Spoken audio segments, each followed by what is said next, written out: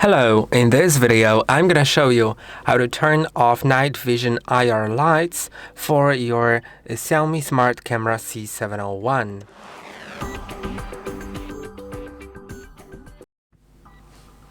Night vision is a cool feature because it lets you see even if it's completely dark using the IR lights, but the problem with it is that it does cast a little bit of red light visible, and you may not like it. You may not want the light to be visible. Of course, then night vision won't be working, but it's just up to you. I'll just demonstrate first how the night vision works. So when I turn the light off and it's dark now, it should switch to night vision, I think. Maybe I'll try rotating it to a place where it's darker.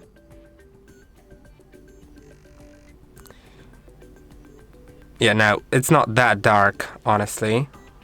I'll maybe try turning off the monitors that I have right here. So yeah, let me just find the right button. This is the first monitor, and now it is dark, as you can see. When I turn off the second one as well, now it is completely dark, and in a moment, as you can see, it has now switched to the night vision. So this is how it works, basically, the night vision. Now when I turn everything back on, it will switch to the normal vision.